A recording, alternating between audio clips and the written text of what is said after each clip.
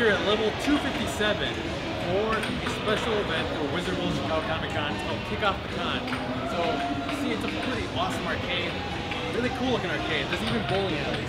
Look at that. So we're gonna go in and see what happens.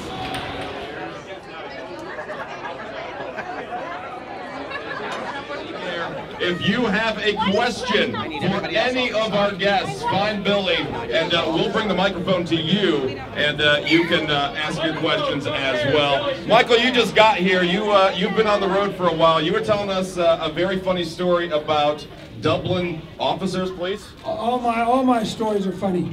And that was it. No, you were telling us about Dublin police officers, and they reminded you of something. Amazing individuals. They remind me of amazing. I've never seen so many beautiful white people. Ireland is filled with white people, man.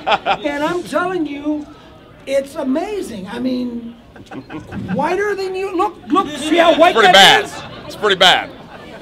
But gorgeous. And there's a lot of clouds. It rained every day.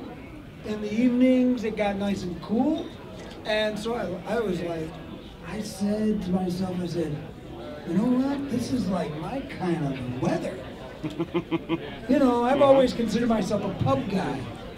You know, I'm not really a sun-worshipping kind of California guy. I'm more of a pub guy, and that's what I like. And then when I got there, it was beautiful. Cloudy, rainy, a little bit cold. I loved it. Yeah, and you won't get that story from me. I know what you're fishing for.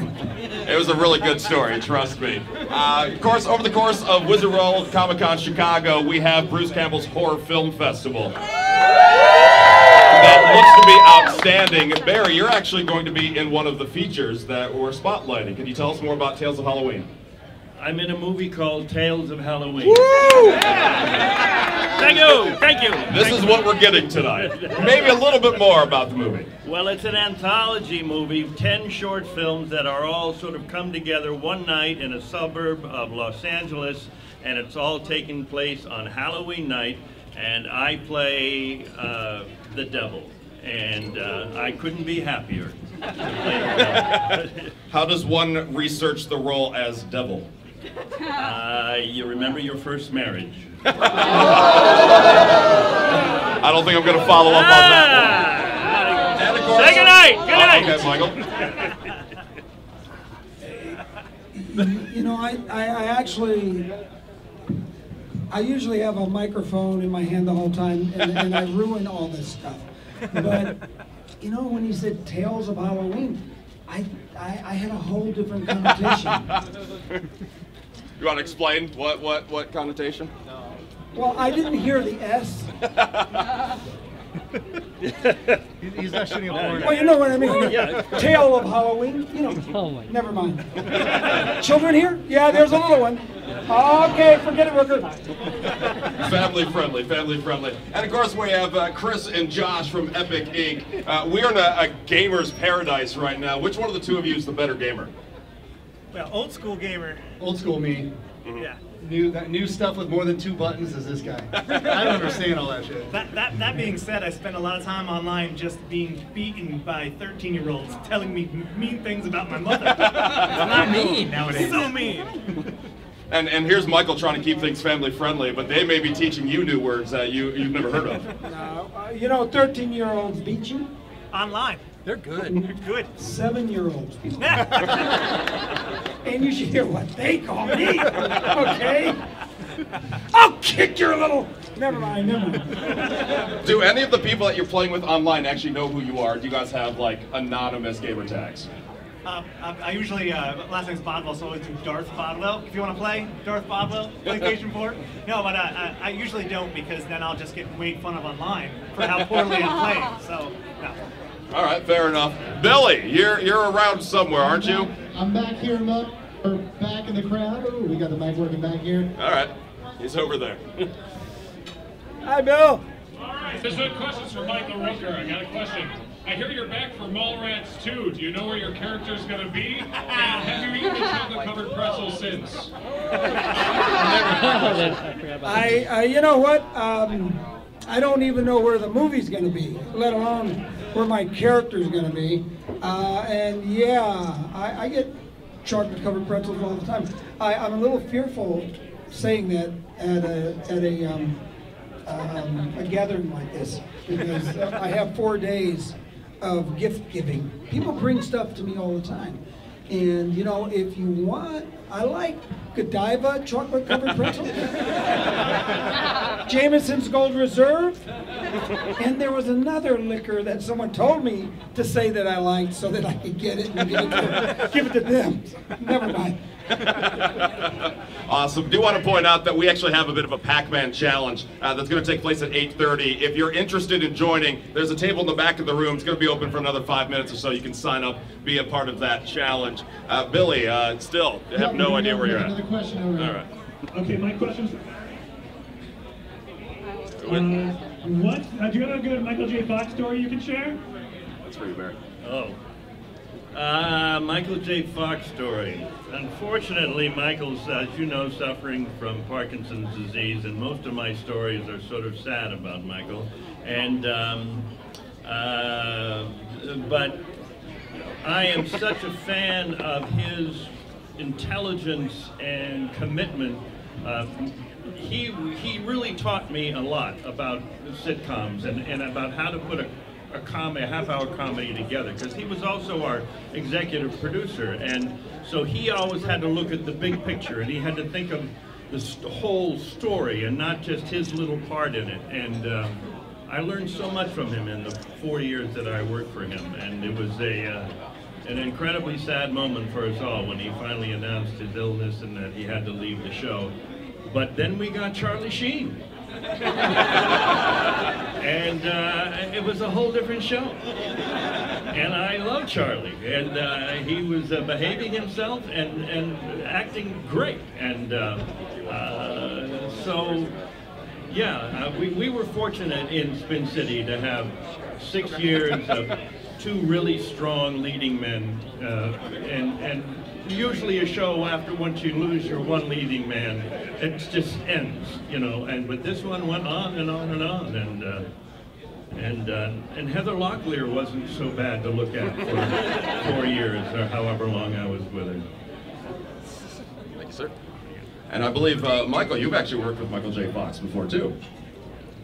Yeah, I have. I worked with him when he was a lot younger on a little project called The Light of Day.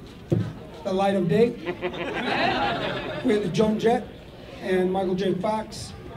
It was my first project away from Chicago where they actually paid for my hotel. Yeah. Yeah, and food too. They gave me free food and everything. Nice. I had no idea what catering meant. You know, they have the table filled with all kinds of food and stuff like that. And I was like a little kid. I'm going, you know what? I don't have to pay for these Kit Kats. But Michael was an awesome guy. He's, you know, on the show, and they both did a great job. It's a beautiful piece. It's a period piece, so if you go and you rent it or you see it, don't laugh. Awesome. What about you guys? Epic. Have you worked with Michael J. Fox, or maybe somebody has had a Michael J. Fox related tattoo, maybe? Actually, it unfortunately wasn't aired on an episode, but we made the sizzle reel before our show was aired.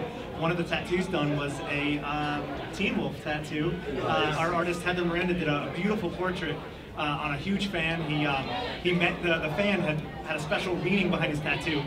He met his girlfriend, his long-term girlfriend, while cosplaying as Teen Wolf. Oh, wow. I wanted to kind of commemorate the fandom by getting Wizard World. At a Wizard World, actually. Yeah. Nice. So I wanted to commemorate the fandom by getting Michael J. Fox tattoo. So yeah, that does have come up. You know, I'm quite familiar with his likeness, but I haven't tattooed him yet, and I haven't worked with him just yet. So we'll see. I like that he says yet. Hasn't happened yet. Have you done a lot of Rocky Horror tattoos? Oh yeah. Oh yeah, you have? Oh yeah. Yeah? Most of the lips. Just the lips? A lot. Yeah, yeah. A couple of cons, maybe a year ago, I went and a girl came up to me and she said, "Would you sign my thigh?" And of course I signed her thigh. If you just lift that skirt up a little bit higher, don't you want it a little higher? And so I signed her thigh, and then she went across the convention and she got it tattooed. And then she came back and showed me that I had my signature on her thigh. And I thought, well, it made me a little nervous. Only because she could now sign checks. And I was a little nervous about that.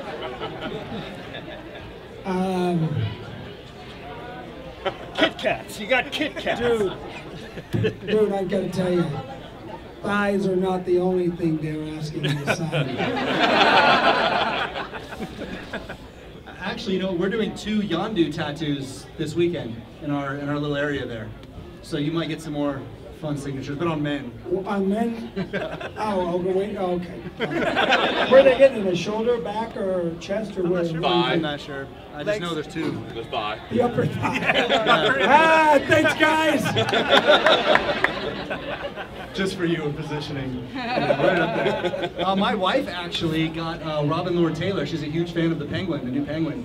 And he was at a WizardCon we were at a few shows ago, and she got his autograph. So now I have to stare at that all the time, and I had to even tattoo it myself on her. So yeah, it happens. Yeah. Wow. Awesome. I believe we only have time for a few more questions. Billy's roaming around somewhere. There he is. All right. Goes in and out. There's a All right. This question is more for Barry. Hey Barry.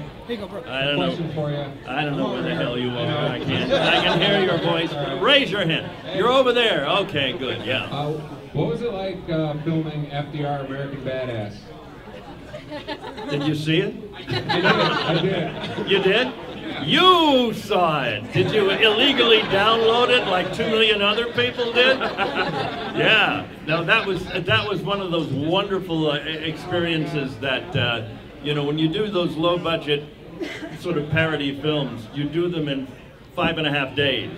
You know, so you just sort of do the scene, you have a great time, and you move on to the next scene. And Lynn Shay was in that with me. I think some of you know who Lynn Shay is.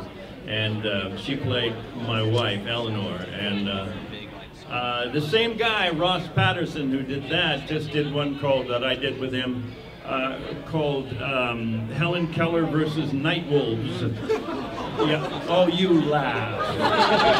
And you will laugh because it's hysterical, and it'll be out very soon. So, Helen Keller versus Nightwolves.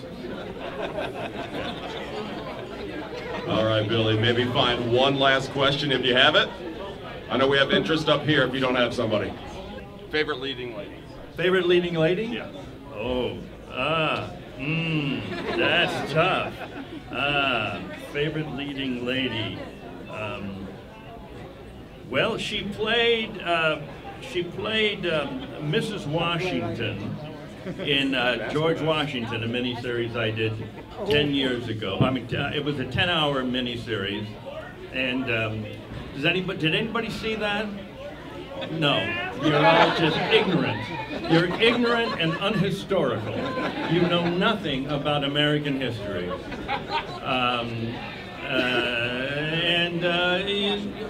Google it. What's your favorite leading lady? Here, come here, hey kid. What's your favorite leading lady? Yeah, mine too.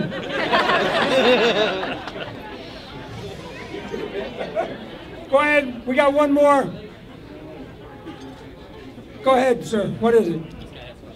Oh, you got it. Hey, so Yondu coming back for Guardians 2? Any information on that?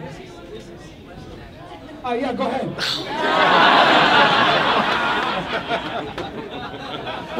No, it's out there. I'm back. Yes, that's cool.